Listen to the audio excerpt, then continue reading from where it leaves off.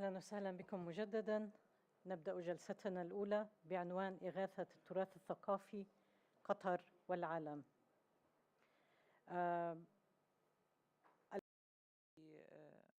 Heritage is the first paper is for Stephane Pepe. He's the Qatar National Library head chairman of the center, Heritage Center. It has the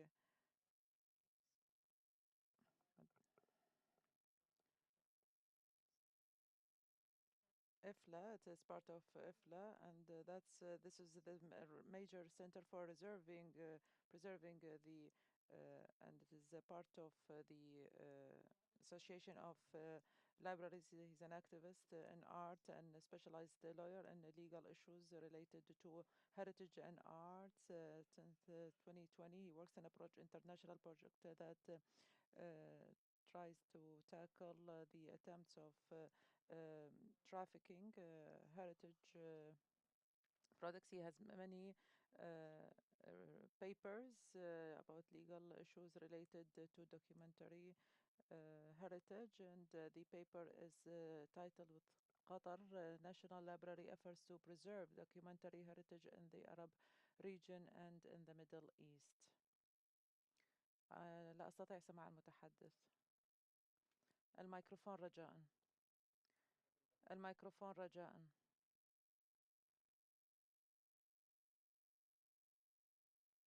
Library is partner in that event, and I think it's interesting, even if most of you are coming from the world of archaeology and buildings and architecture, to have small information about the situation of another kind of heritage, which is documentary heritage. Qatar National Library has a very specific... first, I want to apologize. I will be obliged at 11 to leave because I have a meeting with His Excellency Dr. Kouari to speak about some important issue related with heritage. But you have seen my face, and I will come back later this afternoon and tomorrow. If you have questions, happy to discuss with you. Sorry for that. So Qatar National Library has various actions, besides of being a normal national library. And we have obviously the duty to preserve our own heritage, Qatar documentary heritage. But we have, as you will see, many activities for the preservation of documentary heritage. But I cannot resist to show you a few slides about our building. You have seen this building. It's a fantastic building by Rim Koolhaas, a famous architect from Netherlands. And when you are inside, and I encourage you, if you have time these days coming from abroad, to have a look. It's very impressive. And in this part below, you can see the aim of the architects was to do a kind of archaeological site from above. And below, you have the Heritage Library, which you can see here in the vitrines and exhibitions, and very engaging with the public. Few slides just to show you what kind of collections we have. We're like a national library in an Islamic country. We have plenty of nice manuscripts, Quranic manuscripts, but not only. Nice collection of photography, Arabic prints, posters of cinemas, and I put archival documents, very important for information. In Qatar, there is not yet a true department of National Archives, so the library until now was acting a little bit like a collecting archive about the history of the country. But also we have, for your information, great collection about history of architecture, as some of you are architects. We have thousands of photography from buildings of traditional constructions in Qatar. We just acquired a collection of thousands of photography from the buildings from all the suburb area of Qatar, which has been destroyed recently, since few years, but a building from the 50s, 60s, 70s has been documented by some experts, and we acquired the collections, as well as collection of, we speak today about a lot of sustainability also, and we have a great collection about the dug wells in all the territory of Qatar, which has been documented years ago, and so we can see any kind of documentation we have, which could be also interesting for historians, but also architects and archaeologists.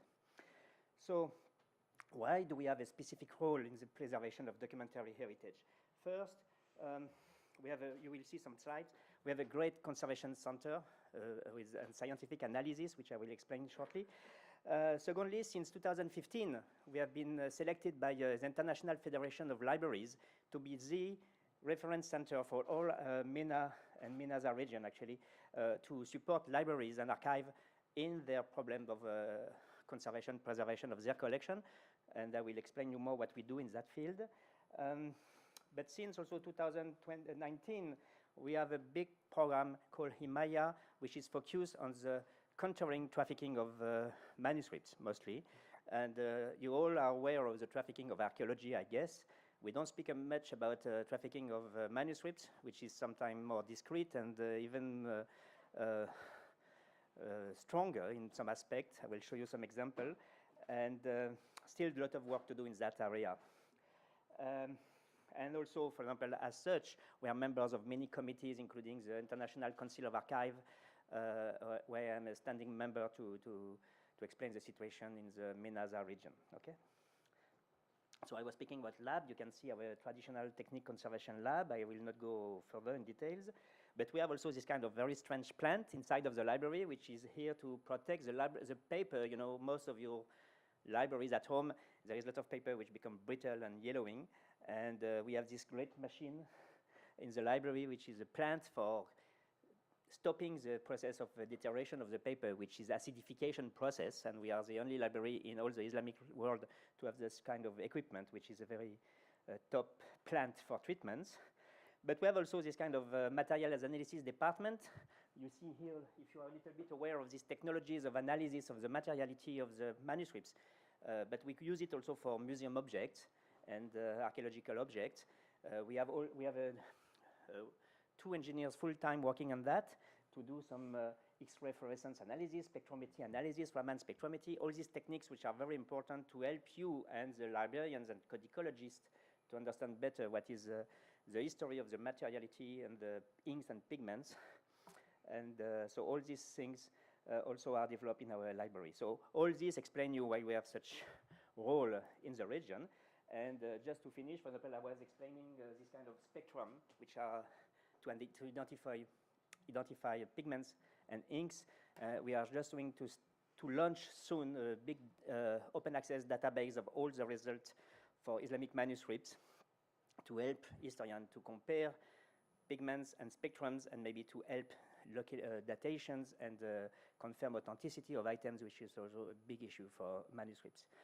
And speaking about sustainability, as I was doing before, we have also a big program together with some other professional organizations to work how to help in countries which are have some difficulties to build libraries and archive, helping them to use traditional Arabic and techniques for construction and all the Middle East techniques, I would say, in general, even outside of the Arabic countries, to be adapted for the construction of sustainable building, which is also a big challenge. You have seen the library as a picture at the beginning. It's a nice building, a lot of glass. It needs a lot of energy for air conditioning, but we are also working strongly to try to encourage librarians in, not everyone has the capacity of Qatar in terms of air conditioning and resources. So we are working with many Arab countries to help them to build and to change a little bit their approach of the construction of a library, even a small one, using traditional techniques. So what we do in the region is, if you consider MENASA, it's very big. And so we do a lot of advocating, firstly. We do a lot of course, and we have established with the International Federation of Libraries a kind of observatory of the situation of documentary heritage. So we pay experts in each country of this large area to provide us like kind of a survey of the situation of the documentary heritage, list of libraries at risk, experts, key people to contact. What is the situation also in front of that in the museums? Where are the conservation place? What are the disaster plan organized? So all collecting this information where daily international organizations can also come to us and ask more information in case of disaster or in case of, so we are working since a few weeks with IFLA and other professional organizations about the situation with the earthquake, Syria, Turkey, but not only. Just in the last 6 months, 2 libraries has been burnt, completely destroyed in Algeria, and nobody speak about that also. So we have this kind of task to try to advocate, but also support professionals and international organizations to understand better what are the needs. we do a lot of courses online and face-to-face. I gave you data, I will not read everything. So we have some courses which are organized also in many Arab countries. These are courses in Oman, in Jordan, in Qatar. With the COVID, we have been all obliged to transform our activities during a period of time for digital transformation.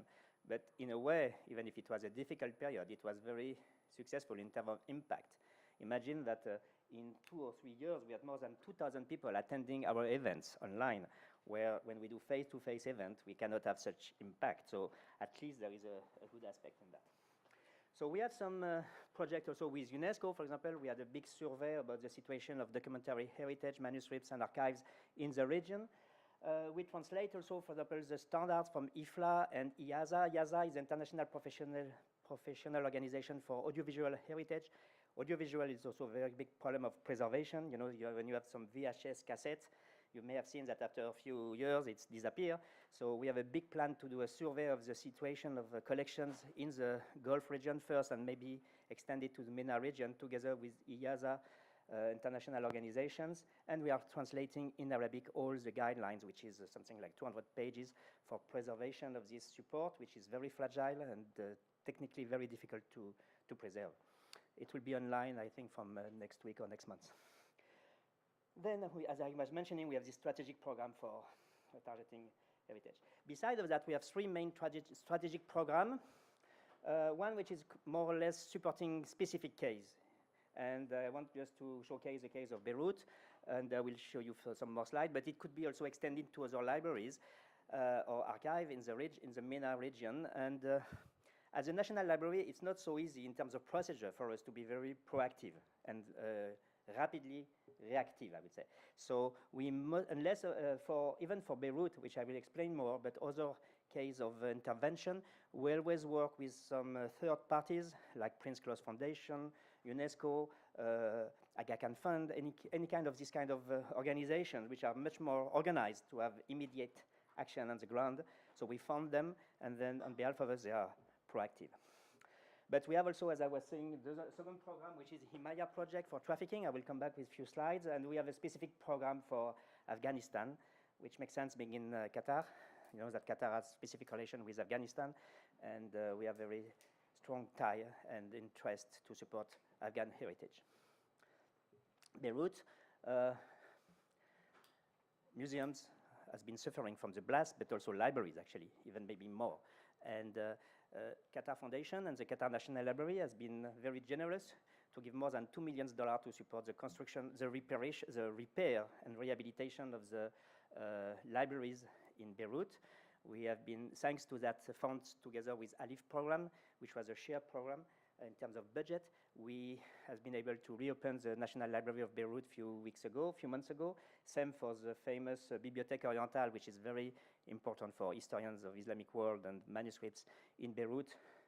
So we have been able, and also many small school libraries, even if it's not collection of prestigious manuscripts, it's important also to maintain these activities. And it's not only to repair the windows and the doors or air conditioning, which was the case, because in that case, I would say manuscripts or collections have not been deteriorated beside of the dust. It was more the buildings rehabilitation.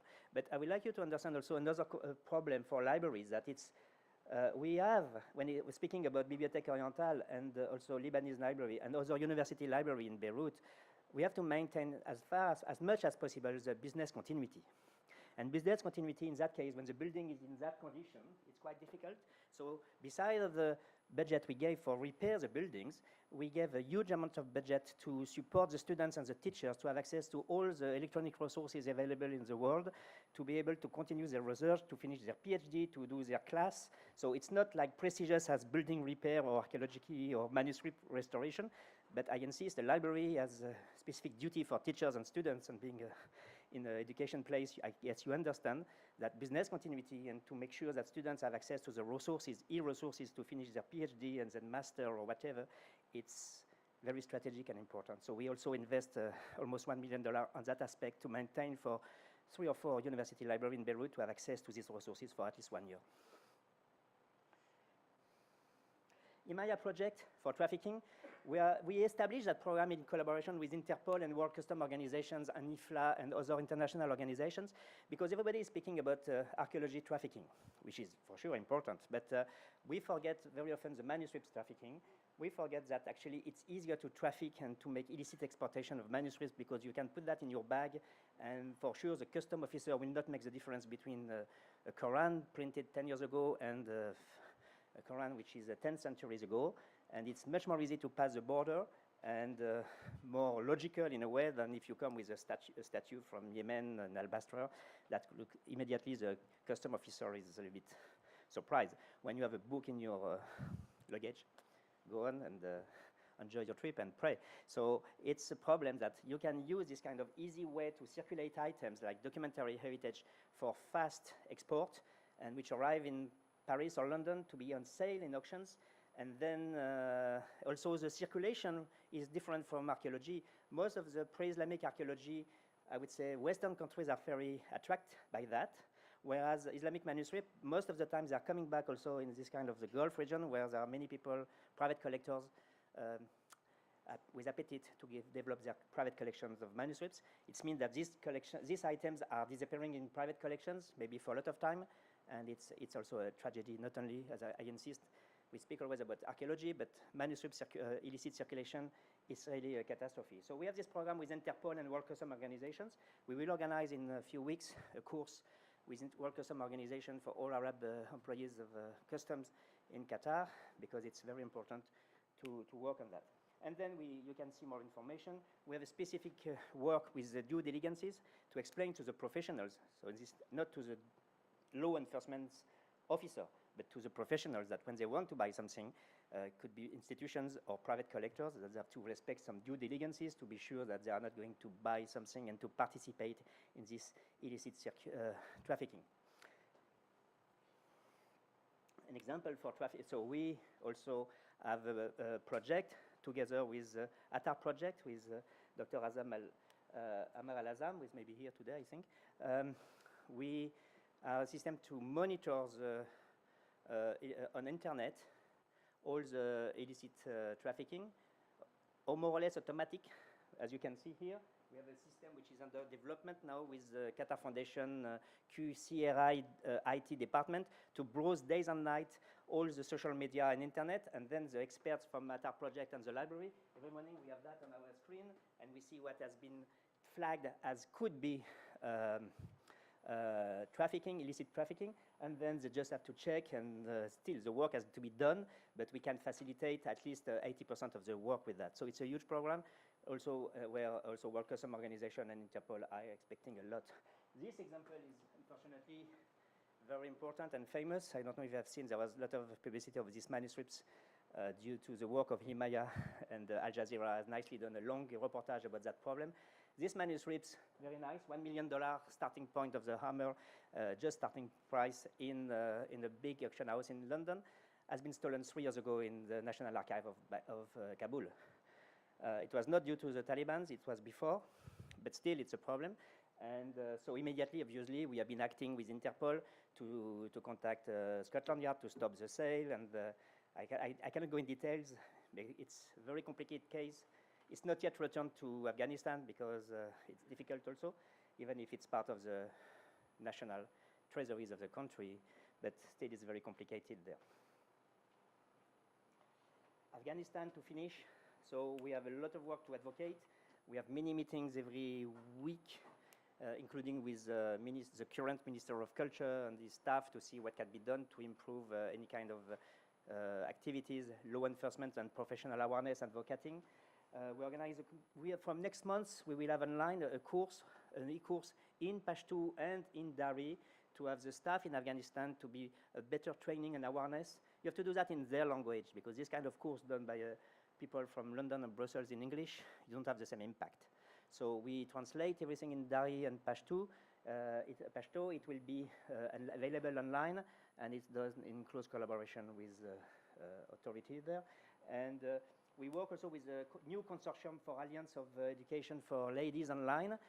You know, the situation in Afghanistan also in terms of education is not easy. American University of Afghanistan is now established in Qatar Foundation, Education City. thanks to the support of Qatar Ministry of Foreign Affairs, and they lead the program of an international consortium to support any kind of program to support e-learning for women and girls in Afghanistan. It's a very interesting objective. It's working very well. We have already 3 meetings, and I think it's not fully part of the heritage, but we are in that consortium and organizing courses online for the professionals and mostly ladies and girls about heritage awareness and preservation. Again, trafficking with this system is very important. So what are our projects for the future? Working with more partners, because as I said, there is not enough awareness about the problem of documentary heritage. So we are just an institution in Qatar, and we have to cover a large map, as you have seen. So we are now starting to have partnership with more organizations to be able to have more impact and efficiency on the ground. And we try to develop all these projects, and still we have to work a lot for advocating. It's not useless. I will give you an example. I was mentioning that example here just to finish about this sale in one big famous auction house in London. So this was happening 1 year and a half, 2 years ago, I think, yes, 1 year and a half. Then we started to also, beside of the law enforcement activities, we have been doing a lot of reportage in newspaper. Al Jazeera did a very long reportage about that case and the work done by Qatar National Library, which had a very strong impact. So you can imagine the auction house in London were not so happy, and it was quite tough period. But the good point that after a few months, I think they understood that they had to change a little bit their attitude. Last month, we had meetings now with the main auction house in Europe, and we are following with them, trying to work with them, how they have to improve their due diligences, how they can improve their practice. We are even ready to support them. We will not give them a kind of a stamp and certificate that Himalaya likes you, no. But for example, they have some manuscripts and they don't know where they come from. We can provide them the catalogs, of which have all these catalogs from most of Arab countries, which we digitize. I'm ready to give it to them, and then they do their due diligences to check if this manuscript is in this catalog. We can put them in contact with experts. It's not our duty to do their job, but I want to insist on that and to have a kind of positive note that for this example of book dealers, auction house or antiquarian book dealers, since 6 months, we have been seeing a big swift shift in their attitude, in their relation with the market, with the relation with the museums and libraries. The International Association of Antiquarian Book Dealers organized a big event 4 months ago in Oxford, and most of the directors of European libraries were there, and I was presenting the activities for Himalaya. So at least that's a good note to be a little bit more optimistic, at least for the manuscript, maybe not for the archaeology. I speak for my field, where I have seen now, and since this meeting we had with this auction house, they are coming to us, and there is a period of big sales coming soon in London, and they send us pictures, and they ask us for that, can you give me an expert when I can check provenance, which is the key word for trafficking. So at least I would like to finish on this optimistic note. Maybe it's not so sustainable in long term, but at least let's try to hope. Thank you. Thank you.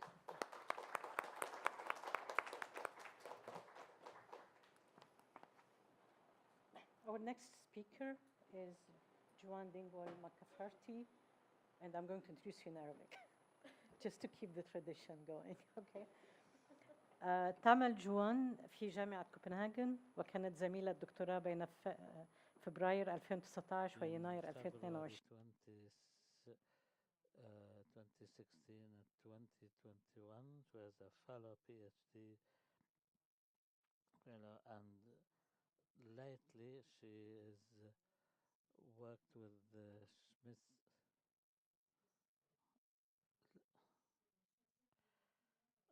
ما اسم المبادرة التي تعملين عليها؟ Smithsonian Program for Research, and she participated in many events with the Danish National Museum, and she worked as an advisor for the NATO and the Romanian National Library and also for the UNESCO. She has many articles and books. The latest one was on Yemen, Syria, and Iraq, with in association with bringing the title of her presentation will be post-construction and UNESCO's أنا وصلت ليلة tired أمس من looking. ستوكهولم. But you might be able to understand from my accent, I'm actually from Scotland, so hopefully apologies to the translator. So yes, I'll kick off here. With the loss of some cultural heritage comes the loss of cultural identity and social cohesion, with reconstruction following as a logical step to repair such damage. It is in rare circumstances, often involving intentional destruction and collateral damage during armed conflict, when UNESCO sees fit to become involved in recovery initiatives to reconstruct historic structures and districts. Their 2015 strategy on the reinforcement of UNESCO's action for the protection of culture and the promotion of cultural pluralism in the event of armed conflict solidified the organization's intent to have an increased and practical engagement with heritage protection and reconstruction activities in the context of armed conflict. With the outbreak of conflict in Yemen, in addition to multiple ongoing conflicts in 2015, UNESCO expected a consequent increase in requests for assistance, as well as an increase in statutory obligations. The situations across Yemen, Syria, and Iraq present very different stages and forms of conflicts. For example, with Iraq being in a post-conflict phase, you could say, there is greater accessibility for an agency such as UNESCO. However, when it comes to Yemen and Syria, which remain in the clutches of conflict, there comes other obstacles in initiating recovery strategies. Similarly to emergency response first aid intervention, UNESCO recovery initiatives across the 3 countries have encountered many roadblocks, be that financial, political, or simply a lack of trust among organisation, government, and local population. Munoz Viñas provides a philosophical view on authenticity, stating the only authentic state of an object is tautologically the one that it has now, with any present form of the object, in this case heritage sites, also being an authentic condition. When it comes to integrity, Calaf proffers that in the context of international heritage discourse, this signifies visual integrity. The operational guidelines of the 1972 convention provides a useful insight into UNESCO's discourse on authenticity and integrity. On the subject of authenticity, Article 82 lists a series of attributes, the truthful and credible expression of which denote cultural value. They are form and design, materials and substance, use and function, traditions, techniques and management systems, location and setting, language and other forms of intangible heritage, spirit and feeling, and other internal and external factors. Regarding integrity, Article 88 states integrity is a measure of the wholeness and intactness of the natural and/or cultural heritage and its attributes.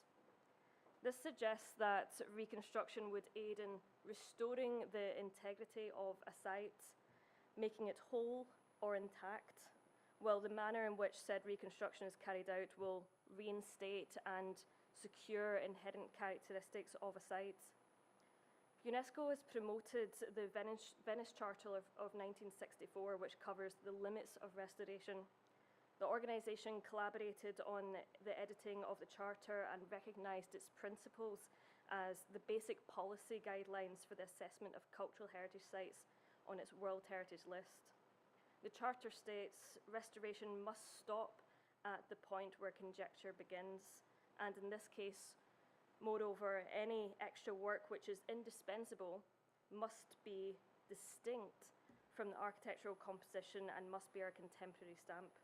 However, with the current lack of guidelines existing for practitioners on the implementation of this charter, the regulations on the practice of reconstruction remain very vague. Caliph argues reconstruction in the present is a layer in the continuous process of evolution of a destroyed World Heritage Site, which can be characterised as a contemporary stamp, as per the Venice Charter. In the case of ICOMOS's reconstruction project of the Bamiyan Buddhas, which came to a halt in 2013 due to a combination of old and new material being perceived as a violation of the Venice Charter, approaches will be different depending on the modern day purpose of the destroyed sites. The reconstruction sites such as Mosul's Al-Nuri Mosque, Al-Hadba Minaret, Sa'a Church, Al-Tahira Church constitute something very different, as they are sites with which people actively engage for religious practices and do not constitute World Heritage Sites. Their reconstruction for the practical use of the local community is more prudent than ensuring the upholding of a 1964 legal perspective on reconstruction. The reconstruction of the Bamiyan Buddhas may not guarantee the improved quality of life for the local community, while the reconstruction projects in Mosul certainly will. Caliph presents the argument that giving precedence to the quest to maintain World Heritage status impedes the rights of the local population to quality and continuity of urban life. With such reconstruction projects, particularly when led by UNESCO, taking upwards of 5 years to complete with potential further bureaucratic delays, there is a clear argument against such projects. Relinquishing the site and its World Heritage status would permit another company to expedite the process, albeit without consideration of cultural and historical integrity, but would allow for a quicker return to the normalcy of everyday life for the population. Nonetheless, not all sites have residents. For example, Nimrud, Hatra, Palmyra, Crac de Chevalier are not now populated, and so there is no particular need to expedite the reconstruction process of these isolated sites. The preamble to UNESCO's 26th of November 1976 recommendation concerning the safeguarding and contemporary role of historic areas states, irrational and inappropriate reconstruction work is causing serious damage to historic heritage. UNESCO, however, unfortunately, as of yet, has not set forth what they would classify as irrational or inappropriate. Perhaps we will find out through consideration of their own reconstruction programs. A position paper published by UNESCO and the World Bank in 2018 outlines the framework for culture in city reconstruction and recovery, i.e. the CURE framework, which calls for the mainstreaming of culture across the reconstruction and recovery processes of urban areas. The CURE framework builds on a previous strategy outlined in 2016, promoting a culture-based approach to urban development, determining there is a need to use an integrative approach to reconstruction and recovery, employing both people-centred and place-based policies. A people-centred approach speaks to the engagement of community members across the 4 phases of recovery, namely damage and needs assessment and scoping, policy and strategy, financing and implementation. A place-based approach reflects the need to build on local context and leverage local characteristics, ensuring the incorporation of local history and culture. UNESCO and the World Bank suggest that the adoption of the CURE framework, which integrates culture as a core element for city reconstruction and recovery, will promote a more integrated approach to people-centred and place-based policies, as culture itself is synonymous with both approaches.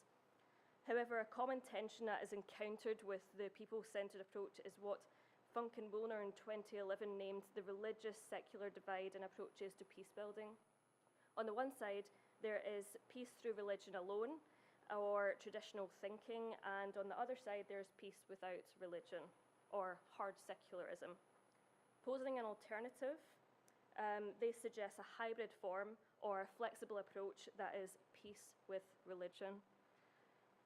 This approach is not mutually exclusive to either an inherently religious or secular approach, but instead employs aspects of both that present relevance to the particular conflict in question, providing a rational perspective on modern-day conflict resolution and peace building.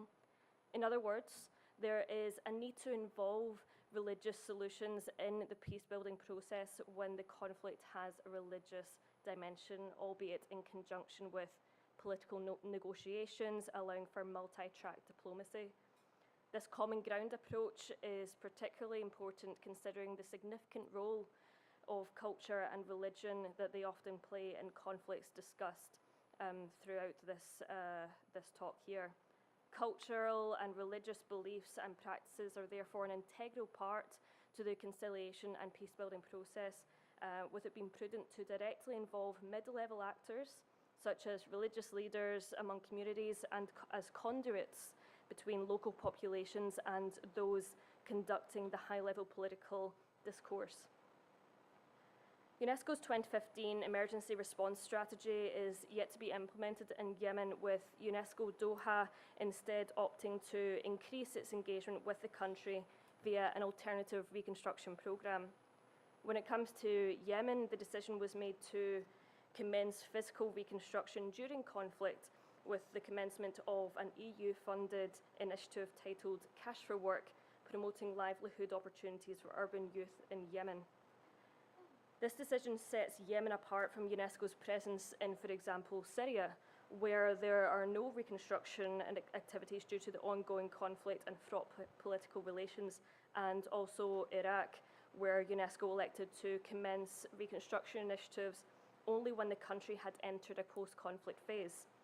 This move to initiate reconstruction amidst an armed conflict seems to be perhaps a little in contradiction with UNESCO's 2015 strategy, which states that such action should occur in the aftermath of conflict, when recovery and reconstruction of the cultural sector become possible. Throughout UNESCO's 2015 strategy, recovery and reconstruction is only referred to in the post-conflict context, never during conflict, as UNESCO evidently views it is not feasible. It is also possible that UNESCO view reconstruction during conflict as unwise, given the increased likelihood of it being destroyed again before reaching the stabilisation period. Regardless, the UNESCO Office for Doha, which oversees activities in Yemen, has formulated this project alongside its implementing partner, the Social Fund for Development, or SFD as I'll refer to them from now on, a non-profit organisation founded in 1997 based in Sana'a, with a total of $12 million of EU funds. UNESCO's Cash for Work initiative aims to reconstruct World Heritage Sites of the historic town of Zabid, the old city of Sana'a, and the old walled city of Shibam, as well as the coastal historic city of Aden, which, although not a World Heritage Site, has great cultural significance. This initiative has three strategic areas of action: urban rehabilitation, youth engagement, and creative industries. The central focus is essentially the protection and promotion of tangible and intangible heritage, while simultaneously promoting livelihoods and opportunities for youths defined as 18 to 35-year-olds in Yemen. Overall, this project seeks to provide 500,000 cash for work days, employ 4,000 urban youths, of which 500 should be women, after the first 2.5 years of the project, and assess 8,000 heritage buildings and sites.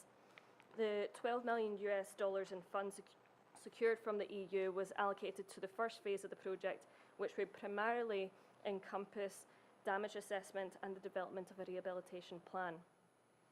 The ongoing reconstruction of cultural heritage in Yemen presents a unique context.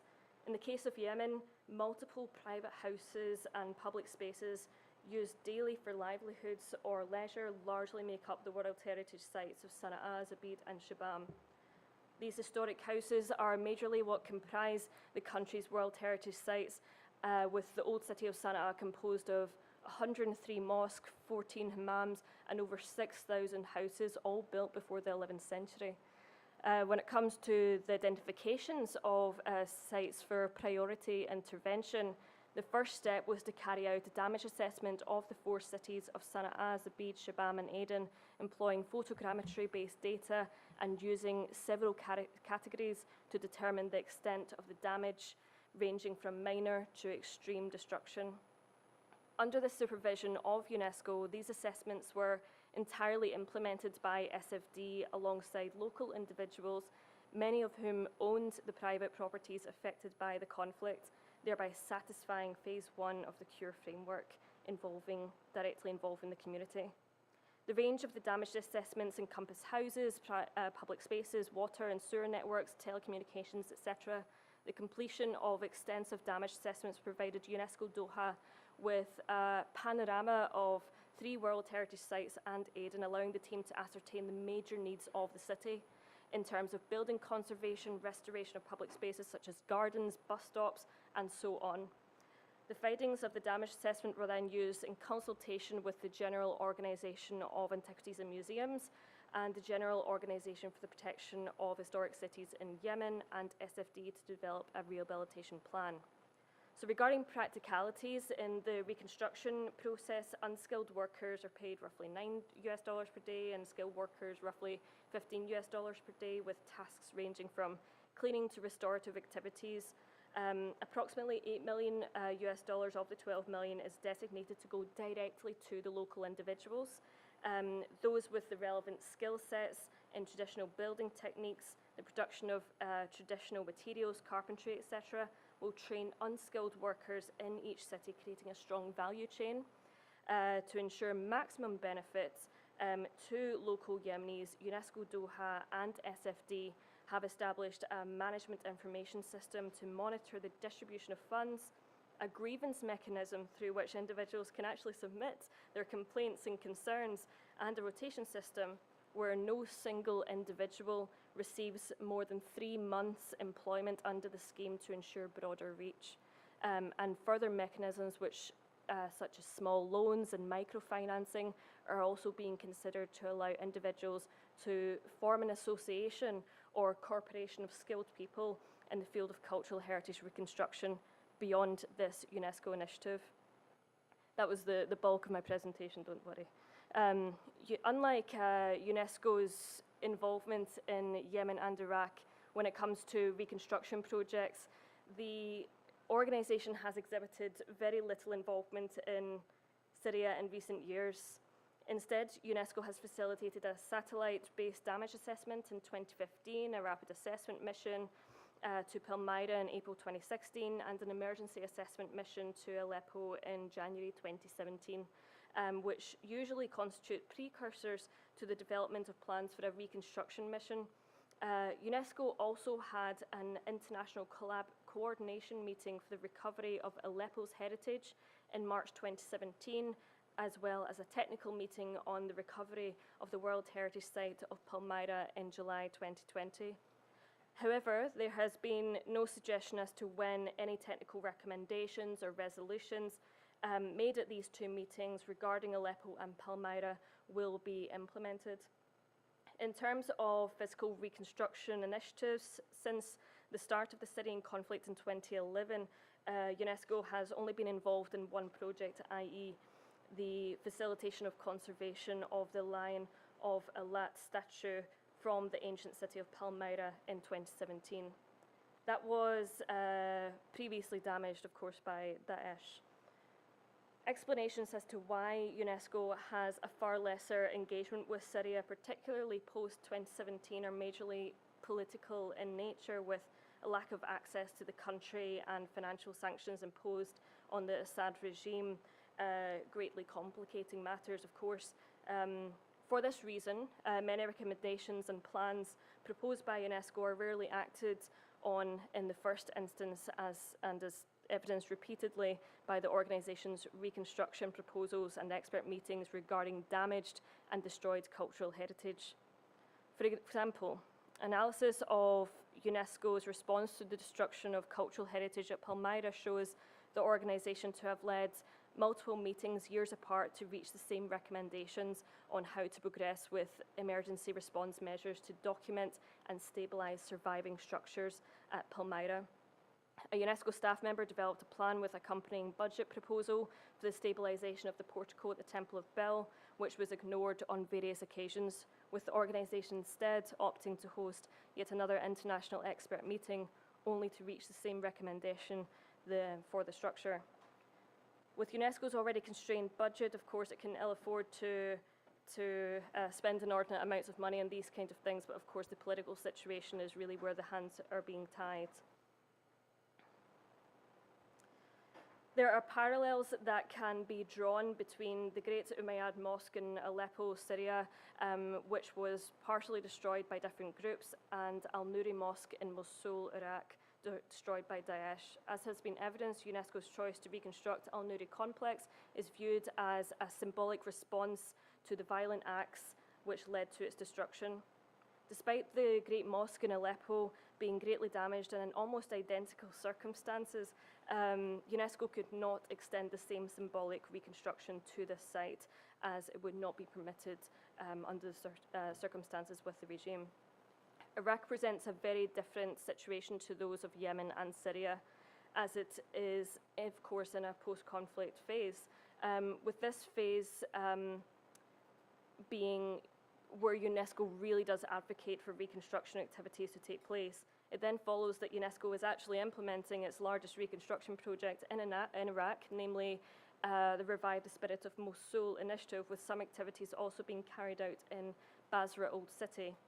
Although the Old City of Mosul was inventoried on the World Heritage Tentative List in 2018, focusing on this city, along with Iraq signals less attention being paid to Iraqi cultural World Heritage sites, such as Shur Khalat Shurkat, Babylon, Erbil Citadel, Hatra, and Samarra Archaeological City. With significant funding from the UAE and the EU, UNESCO has really set out to restore and reconstruct Al-Nuri Mosque and Al-Hadba Minaret, Al-Tahira Church, Al-Sa'a Church, as well as historic houses and schools in the Old City of Mosul, creating a heritage trail, and certain sites in Basra.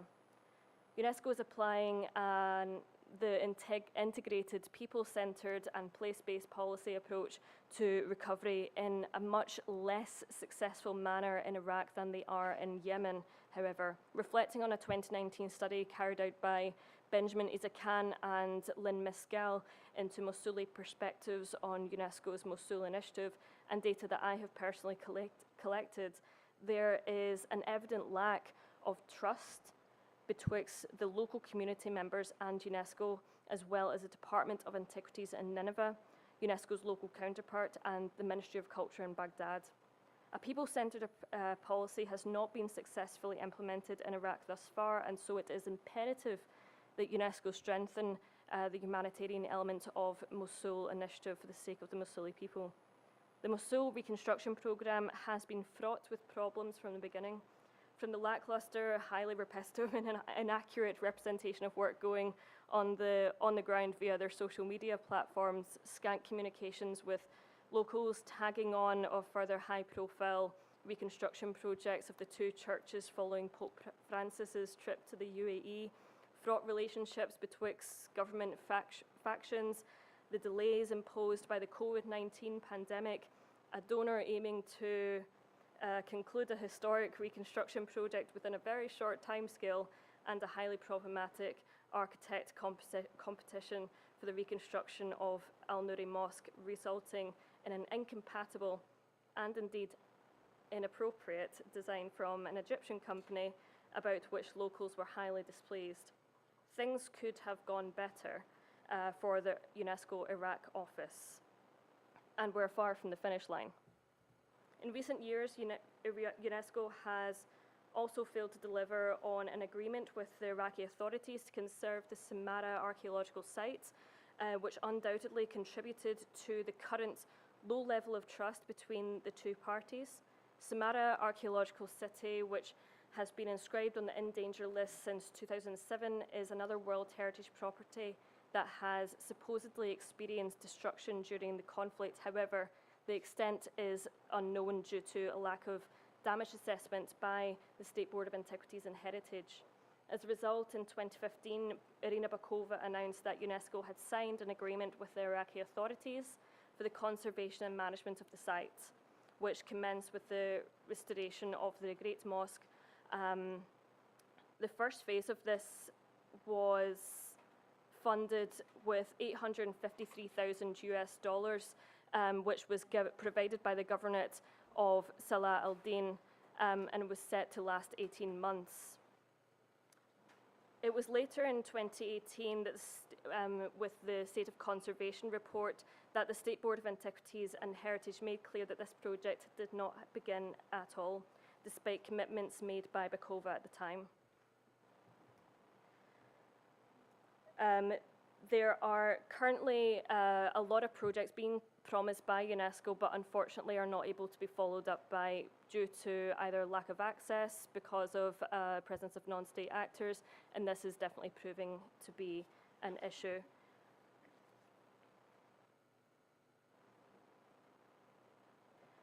As there are key differences between Western societal approach to conflict resolution and indigenous approaches to peacekeeping, it is imperative the latter should be able to take precedence. If the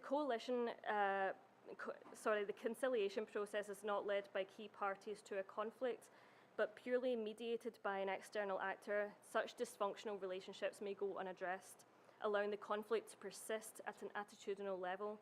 For peace-building post-conflict to be successful, it must look to the future for the parties directly involved, ensuring, in Johan Galtung's words, cooperative, symbiotic, equitable projects producing harmony. True local participation in reconstruction and recovery efforts is rarely achieved, with local people often being co-opted to fit into a recovery plan devised by international experts. It is crucial to ensure the national counterparts in Yemen, while facilitating extensive community consultation, continue to be a strong component of future planning for the reconstruction of the country's cultural heritage, respecting the sovereignty of the nation and allowing for societal reconstruction. In addition to supporting livelihoods at the local level and ensuring the locals' population ownership of post-war reconstruction process, it is also clear that the key to successful implementation of recovery initiatives is growth of local governances with appropriate resources, which are respected by those by whom they govern. There needs to be a concerted effort to move away from the short-termism of international actors when it comes to reconstruction initiatives and those which serve to promote national interests of the donor country, and instead support initiatives which provide a strategy for long-term solutions and sustained recovery efforts driven by local institutions, a strategy which is currently lacking in the response of the international community. This long-term approach should mean that international donors do not simply contribute a significant amount of financial support to recovery efforts in the immediate aftermath of conflict, as it cannot be effectively absorbed and distributed by national counterparts at that time. What I would suggest is that donors should develop a strategy whereby both financial and material resources are made available once national human resource capacity and frameworks have returned to a stable level to be able to implement recovery projects and initiatives. Simply put, there is the need for the right resources at the right time. One thing that is completely clear is, although each reconstruction project is and should be different, UNESCO needs to start truly fine-tuning its methodological approach.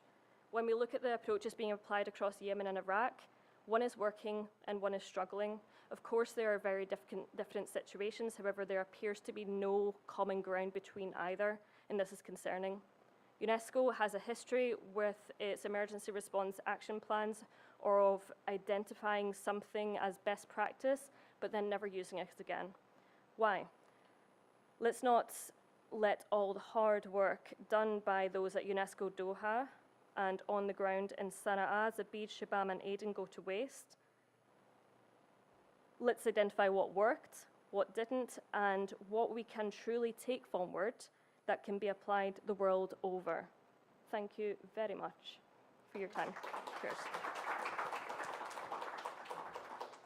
If you have any questions, you can catch up with Stephane tomorrow. And Joanne is here to answer any questions related to her paper.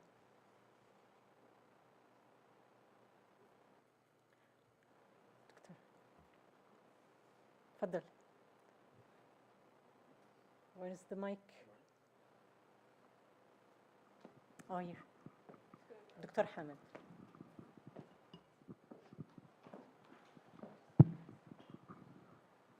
Thank you so much. This is very interesting and informative for me because I'm not an archaeologist or neither historian, but I'm just wondering about the significance of the damage. If there is any way of economic estimates of this damage so that people could see the magnitude of this damage rather than seeing the, we know it, but if there is any sort of studies showing what are the costs of this damage are. Thank you very much for your question. I remember speaking with a colleague who was overseeing a lot of the work going on in Mosul. A couple of years ago this was, and I asked him this particular question, and of course there was no concrete answer, so I cannot give you one either. However, he did give a very sobering general response, talking about the sheer amount of years that will take to really get Mosul back to the state it was prior to a lot of the damage that occurred in 2017.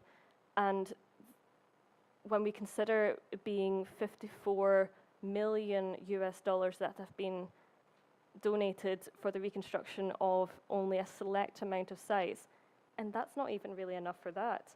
It really puts into perspective the amount that is really needed, and we're not particularly in a good place at the moment with the extreme underfunding of civilian cultural organizations and government factions in Iraq, and a lot of the tensions ongoing at the moment. So whether those funds will reach their appropriate places is yet to be seen. So, but it would be very interesting for someone to do a thorough economic assessment of this.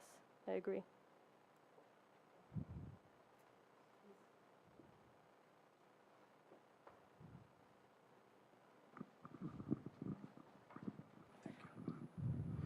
Thank you so much for your presentation. I will start where you concluded. In order to succeed, we need to involve the locals as much as we can in order to let them be part of what we are doing. Because if we want to reconstruct something, if we want to take care of the cultural heritage, the people, they have to own it. They have to use all their energy, their culture, to take part of it. So what is the role of UNESCO to engage the locals, to give them the awareness, to let them be part of the process of reconstruction? Thank you. Thank you very much. And I think that question is one of the most important questions that need to be asked. What UNESCO is doing in Yemen just now, in my not so humble opinion, is where their true success is lying. What they have managed to do in a conflict zone while not actually being on the ground themselves is actually proving to be very successful. When they harness the local organizations that are already there, i.e. Social Fund for Development, they started out in Sana'a, and now they have offices all over Yemen, and they have the communication systems set up across the country. And when everything is entrusted to a local organization that can act as a middleman, conduit, be entrusted with the money, have regular communications, and it's being managed from the Doha office, but when you're really using the resources and giving them the money to do it themselves, instead of being like, all right, we have a national office there, why don't we go in and we can do it ourselves and we can bring in experts from all over the world. Leave it for the already established systems in the country and work at improving them. And I think that is the only way to actually give the credence to the cultural systems already at place that outsiders don't understand. You know, it's you know, if someone from here went to Glasgow, it's you know, it's a very different cultural situation going up there, and you know, it's often quite hard to understand. You know, it's hard for me to understand sometimes. So that is what UNESCO Doha is doing in Yemen just now. I would actually suggest that they start off with that in developing their best practice model for local engagement.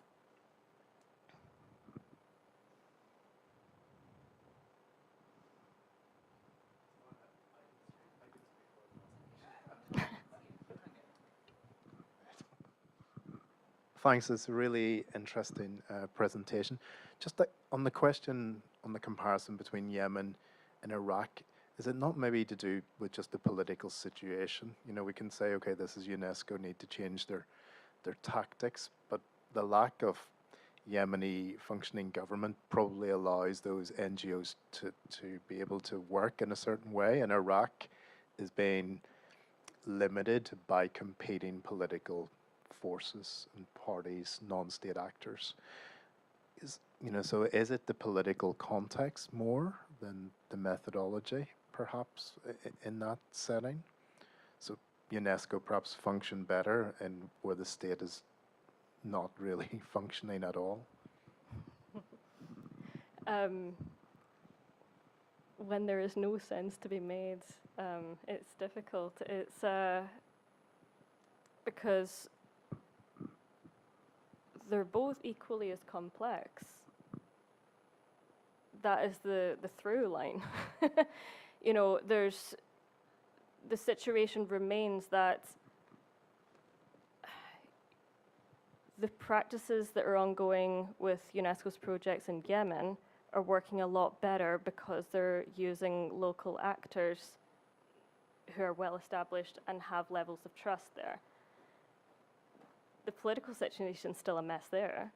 It's not going to be any easier. However, you're completely right, you know, and of course I've boiled it down a bit too much, you know, for a short space of time. The political implications ongoing in Iraq is really making things extremely slow for UNESCO, and having to say this in a very nice way, having to deal with the different factions, having to please everyone on the different sides, to make everyone feel like they're involved as well. You know, when you have competing political powers, everyone wants to be the one at the table. You know, and UNESCO, you know, everything of course will have to go through the Ministry of Culture in Baghdad. I know that's like the main contact for UNESCO, but then how do we dilute it down to the individual areas in which they need to address? And of course, there's still restricted areas that are off limits to UNESCO in Iraq as well. So there's a whole host. You're completely right. You know, the political situation is always going to be the chief inhibitor for UNESCO, and what we must also not forget is the political implications that its member states place on it. So this can also inhibit hugely how it's able to act and how it's able to behave in a region. Yeah, thank you so much. And I want to play back the last rhetorical question that you said, like, how do you operate in a centralized system? We spoke about UNESCO's efforts to accommodate local voices, especially when it comes to Mosul. But what are like some concrete examples that have worked to UNESCO to actually put pressure on the Ministry of Culture to accommodate those voices, like to take seriously local voices? What kind of leverage does UNESCO have there, especially like vis-a-vis national, federal authorities, governors, etc.? Really like to make sure that those voices are being heard. Thank you. It's a really important question, and unfortunately it's a very difficult one for UNESCO to implement any kind of leverage or pressure on governments. You know, when when it comes to the UN system as a whole, it's, you know, every state for themselves, and, you know, it needs to be, although there are conventions and, you know, international conventions, treaties, etc., and operational guidelines that all states parties can be signatory to and really want to uphold, such as the 1954 Hague Convention for Protection of Cultural Property in the event of armed conflict. There is, you know, UNESCO can offer guidance, but even offering guidance, it needs to be at the request of a state party. It's very difficult for UNESCO politically to urge a state party to do anything really. It needs to be at the behest and at the request of that state party. There are always these kind of political kind of power struggles to go for, and I don't envy anyone who works within UNESCO trying to navigate that system. As much as I may criticize, it's such an important and valid job that they are doing. What I would say is that you hope that there are more informal channels of communication whereby you know, people build up relationships and trust within these small circles of heritage protection networks that we have here, where you can, you know, suggest, maybe prompt and say, you know, have you considered this? And this is really where you hope that the network of international researchers such as this comes into play, and the governments, you really start to listen and fund appropriately their heritage protection networks. Hopefully that answered your question. Thank you, Joanne. Our next session, Emotions, Effect, and Cathartic Practices in Post-Conflict Heritage, will be moderated by Annette Lusek. Please.